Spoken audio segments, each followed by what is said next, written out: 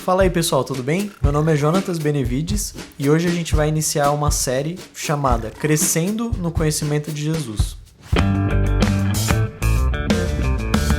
E para isso a gente vai utilizar a carta que Paulo escreveu aos Colossenses, porque eu acredito que nessa carta a gente tem uma chave bíblica para lutar com o que nós estamos vivendo nesse tempo. E o que a gente está passando nesse tempo, né, pessoal? Pandemia, a gente com toda essa dificuldade, né, de se relacionar com as pessoas de maneira mais orgânica, né, olho no olho, face a face, várias fontes de pressão acabam influenciando a nossa vida. Isso gera em nós uma frieza espiritual. E essa frieza espiritual, o fruto dela, mais para frente, vai ser o engano e a incredulidade. E o próprio Jesus Cristo, posteriormente os apóstolos e os líderes da igreja das primeiras comunidades, eles escreveram cartas, eles escreveram livros a respeito disso, né? Uma frase que é muito pontual de Jesus é: cuidado para que ninguém vos engane. Ou quando Paulo fala também, né? Cuidado com essa questão da incredulidade, quando ele escreve, por exemplo, para Timóteo. E muitas vezes esse engano e essa incredulidade, eu mesmo às vezes sou pego por esse tipo de pensamento. Muitas vezes a gente acaba pensando: esse tal de Jesus, ele realmente existiu? Esse Jesus, ele é uma filosofia de vida? Ele foi um espírito andante que teve pela Terra? Ou ele é uma pessoa qualquer como outra pessoa que a gente conhece, aí a gente vê na rua? E o interessante sobre isso é que a carta aos Colossenses, ela vai tratar sobre essa vibe, né? Ela vai tratar sobre esse ambiente. Por quê? Porque a comunidade ela estava passando por essa dificuldade no entendimento da pessoa de Jesus Cristo, né? Algumas pessoas acreditavam que Jesus ele tinha realmente encarnado. Outras pessoas estavam acreditando que Jesus ele era apenas um espírito. Para quem não sabe, a comunidade de Colossos e a carta aos Colossenses foi escrita para essa cidade, né, Colossos, que era uma cidade portuária ali na região da Ásia, hoje conhecida como a Turquia. E a comunidade ela era liderada por outra pessoa, não foi o apóstolo Paulo que foi e pregou naquela comunidade, mas quem foi o cara que plantou aquela igreja, que fundou aquela igreja, foi um tal de Epáfras, que recebeu a mensagem através de Paulo, a mensagem do Evangelho. E é muito interessante porque essa carta ela foi escrita pelo apóstolo Paulo e a gente tem vários tipos de escrita de Paulo, mas os escritos de Paulo que são mais interessantes e mais pontuais para os nossos dias de hoje são aqueles que ele escreveu quando ele estava preso. Por quê? Porque ele estava passando, digamos assim, pela mesma coisa que a gente está passando hoje, né? Hoje a gente se encontra preso nas nossas casas. Mas, claro, ele tinha a perseguição cristã e, era vida ou morte, era algo muito mais forte. Mas Paulo, ele soube utilizar essas dificuldades para construir um relacionamento com Deus e construir conteúdos que encorajassem as pessoas que estivessem passando por dificuldade, né? Então são riquezas que a gente encontra na carta aos Colossenses e é muito importante que você leia essa carta para que você não fique por fora do que eu vou falar aqui, né? Porque em cima da carta eu vou separar vários temas. E qual que era o grande problema daquela comunidade? Alguns estudiosos eles vão falar, né? Se você estudar um pouco sobre a história da igreja também você vai identificar isso. O grande problema era o gnosticismo.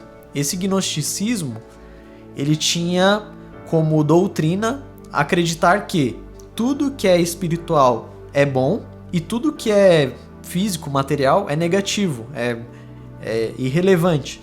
Mas qual que é o grande problema que acontece se a gente acreditar isso? Começar a acreditar nisso.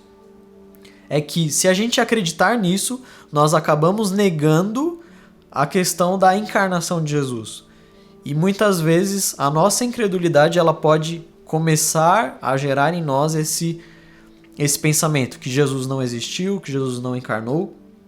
E como é que vai funcionar essa série de de vídeos. Basicamente, cada dia, né, cada vídeo que for lançado aqui no canal, eu vou explicar tópicos que vão ajudar a gente a crescer no conhecimento de Jesus, seja através de uma vida de oração, ou seja através de conhecer os atributos de Jesus, por exemplo. E é isso, pessoal. Que o Espírito Santo possa guiar o nosso coração até Jesus e guiar principalmente o nosso coração a querer conhecer mais a pessoa de Cristo, a querer se relacionar muito mais com a pessoa de Jesus. E o tema de hoje é 5 chaves na oração para o crescimento no conhecimento de Jesus. Então vamos abrir lá a carta aos Colossenses e eu vou iniciar aqui no capítulo 1, versículo 1. Paulo, apóstolo de Cristo, pela vontade de Deus, e o irmão Timóteo, aos santos e fiéis irmãos em Cristo, que estão em Colossos. Graça a vós e paz da parte de Deus, nosso Pai. Damos graças a Deus, Pai de nosso Senhor Jesus Cristo, orando sempre por vós, desde que ouvimos falar da vossa fé em Cristo Jesus e do amor que tendes por todos os santos. Por causa da esperança que vos está reservada no céu, da qual já ouvistes falar pela palavra da verdade, o Evangelho, que chegou a vós e também está em todo o mundo, frutificando e crescendo, assim como entre vós, desde o dia em que ouvistes e conhecestes a graça de Deus, na verdade, como aprendestes com Epáfras, nosso amado conservo, fiel ministro de Cristo, em nosso favor, ele também nos contou do amor que tendes no Espírito. Então toda a carta de Paulo, a gente tem essa construção básica, né? Tem uma saudação e uma breve introdução, que é o que a gente leu aqui do versículo 1 ao 8. E nessa construção a gente já pega vários insights aí da comunidade de Colossos. E a gente percebe que essa comunidade, ela era uma comunidade madura, né? Ela não era uma comunidade tipo a comunidade de Corinto, que estava passando por vários outros problemas, né, de discussão e tudo mais, né? No versículo 4 ele vai falar, né, que essa comunidade, ela tinha fé em Cristo Jesus, e era uma fé sólida, e eles andavam em amor, né?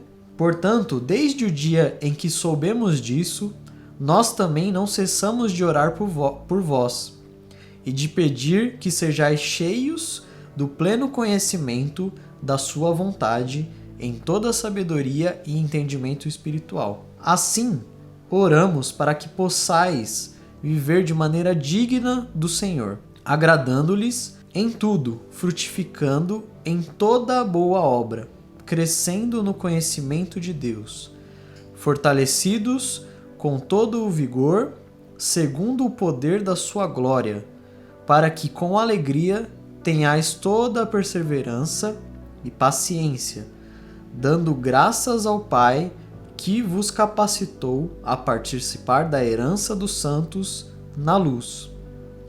Ele nos tirou do domínio das trevas e nos transportou para o reino do seu Filho amado, em quem temos a redenção, isto é, o perdão dos pecados.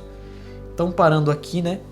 Nesse trecho, pessoal, é o trecho central aqui do nosso vídeo, que são essas 5 chaves. E como que a gente pode identificar essas chaves, né? Cada chave, basicamente, está aqui em cada versículo, começando do 9, né? Então, no versículo 9, a gente vai ter a nossa primeira chave. Paulo fala assim para nós sermos cheios. Ser cheio do conhecimento da vontade do Espírito Santo. Conhecimento da vontade de Deus. Ser cheios em toda sabedoria e entendimento espiritual. Então, o que a gente pode fazer? Quando a gente estiver nos nossos períodos de oração, a gente pode pedir para que o Espírito nos alimente e nos preencha, para que a gente seja cheios desse conhecimento, cheios do pleno conhecimento da vontade de Deus. Qual é a segunda chave? A segunda chave a gente vai encontrar aqui no versículo 10. Viver de maneira digna do Senhor. Mas digna do quê? Paulo ele vai falar 3 palavras com relação a digna para agradar, né, ao Senhor, né? A primeira palavra é agradar. Então, agradar a Deus em tudo. A segunda é frutificar, frutificar em toda boa obra. E a terceira é crescer no conhecimento de Deus. Então, olha que interessante, aqui a gente já tem mais uma base para a nossa oração, para que ela tenha mais conteúdo. Então, a gente pode pedir para que o Espírito Santo crie em nós um espírito que é agradável a Deus, agradável em agradar a Deus. É muito louco isso, né? Para que a gente possa frutificar em toda boa obra e para que a gente cresça no conhecimento dele. Então, agora indo para a terceira chave, a gente vai ver lá no versículo 11, né? Que é o fortalecimento, o encorajamento e o ânimo. Então, Paulo, ele nos ensina, orando pela comunidade de Colossos, que a gente deve pedir por essas três coisas, que seria o fortalecimento, o encorajamento e o ânimo. Porque se a gente tiver esses três pilares, a gente vai ter um vigor espiritual. A gente vai ter o contato com a glória de Deus, né? Ele fala assim, né? Paulo, ele nos ensina a orar pelo fortalecimento do nosso próprio vigor e dos nossos irmãos. Então não é uma oração simplesmente individual, mas pode ser também uma oração coletiva que a gente pode ter nas nossas casas, né? E essa oração é segundo o poder da glória de Deus. Não é segundo qualquer outra coisa, mas é o poder da glória de Deus. E o que isso gera em nós, né? Esse fortalecimento, esse encorajamento e esse ânimo. Ele vai gerar em nós uma alegria, porque ser cristão não é ser chato, não é ser desanimado, muito pelo contrário. Ser cristão é você andar em alegria, e essa alegria ela vai gerar em nós perseverança e paciência. Indo aqui agora para a nossa penúltima chave, né? Tá lá no versículo 12, a capacitação para a gente viver na herança. A gente, graças a Deus, né, através de Jesus, ele se ofereceu como um sacrifício para perdão dos nossos pecados, e esse sacrifício possibilita a nós fazer parte dessa herança do Pai, dessa herança dos santos na luz, não só junto com Jesus, mas com toda a comunidade que acreditou nele e toda a comunidade que veio antes dele, que morreu em Deus, que viveu para Deus. E a última chave, para a gente encerrar o nosso vídeo,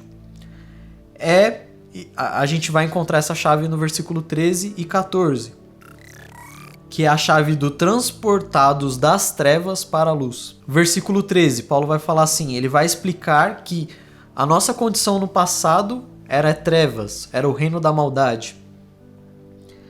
E que essa condição ela foi transformada, porque nós fomos transportados por Jesus para o reino dele mesmo, né? O reino do seu Filho amado, o reino do Filho do seu amor, dependendo da tradução da Bíblia que você está acompanhando aí. E no versículo 14 a gente vai ver que esse Cristo, ele é a obra da redenção.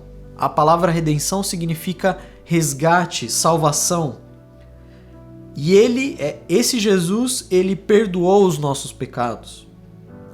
E a nossa condição de trevas não existe mais. Quando nós estamos em Jesus, não existe mais essa condição de trevas. Nós passamos do reino das trevas para o reino do Filho do seu amor, o reino de luz. Beleza?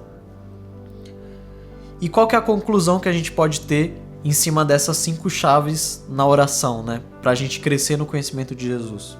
A gente pode aumentar o nosso relacionamento com Deus. A gente pode pedir para que o nosso espírito agrade a Deus, as nossas vontades agradem a Deus, para que a gente vença a incredulidade, para que a gente vença a frieza espiritual.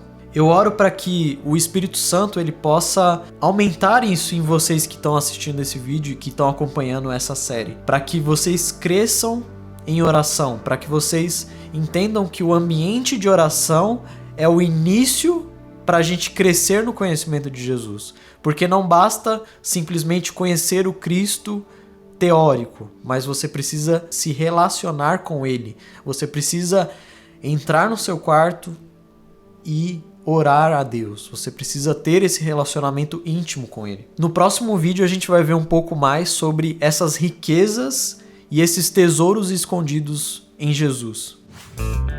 Então, para que você não perca a sequência da série, se inscreva no canal, ative as notificações e se tiver qualquer dúvida é só deixar ali o seu comentário embaixo do vídeo, beleza?